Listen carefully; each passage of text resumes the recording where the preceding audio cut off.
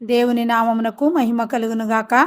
ఈ వాక్యం వినుచున్న బిడ్డలందరినీ దేవుడు అత్యధికంగా దీవించి ఆశీర్వదించును గాక. ఆమేన్.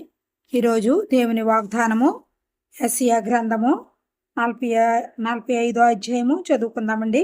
అతని పక్షమున జనములను జయించుటకు నేను అతని కుడి చేతిని పట్టుకుని ఉన్నాను.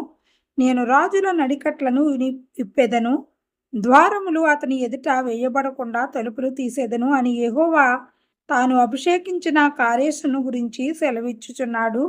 నేను నీకు ముందుగా పోవుచు మెట్టగానున్న స్థలములను సరాలము చేసేదను, ఇత్తడి తలుపులను పగులగొట్టెదను, ఇనుపు గడియలను విడగొట్టెదను.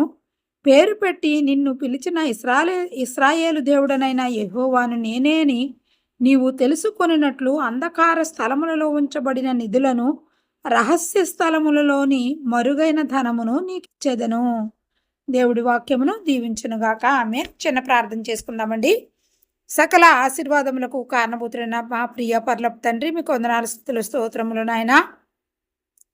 ఇంతవరకు మీ సజీవ రెక్కల చాటున నన్ను మమ్మలను భద్రపరిచిన విధానానికి మీ కోట్లాది వందనాలు స్తోత్రం నాయన. మహోన్నతుడా, సర్వోన్నతుడా, మీ కోట్లాది వందనాలు స్తోత్రం నాయన. ఇదిగో ప్రభా, ఎంతమంది బిడ్డలైతే ప్రభా ఈ ప్రార్థనలో ఏకీభవించి ఉన్నారో ప్రతి బిడ్డను మీరు దీవించి ఆశీర్వదించి, ఏ కుటుంబంలో ఏ బిడ్డలకి ఏది అవసరమో, అనారోగ్య సమస్యలు, అప్పుల సమస్యలు, మరి కుటుంబ సమస్యలు, మాట విననాలని పిల్లలు ప్రభా ఇటువంటి పరిస్థితిలో ఉన్నప్పటికీ ప్రభా నీ కృపా కనికర సహాయాలు ప్రతి కుటుంబానికి దయచేసి నీ మేలులతో నింపండి. అలాగే ఆయా దేశాల్లో పనిచేసుకుంటున్న ప్రతి బిడ్డకు మీ కాపుదలను గ్రహించండి. యజమానులు బిడ్డలను ప్రేమతో చూసి మంచి హృదయాల వారు అందరికీ దయచేయండి తండ్రి.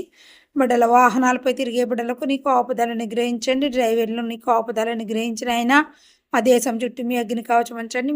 మీ చిత్తమైతే ప్రపంచ యావత్తును శాంతి సమాధానాలతో నింపండి. రైతులను దీవించండి, ఆశీర్వదించండి నాయన. నీ కృపలో ప్రతి ఒక్కొక్క బిడ్డను భద్రపరుచుకుని మీరే మహిమ ఘనత ప్రభావములు పొందుకొనమని యేసయ్య అతి శ్రేష్టమైన నామమున అడిగి పొందుకొని ఉన్నాము తండ్రి. Amen, amen, amen. God bless you.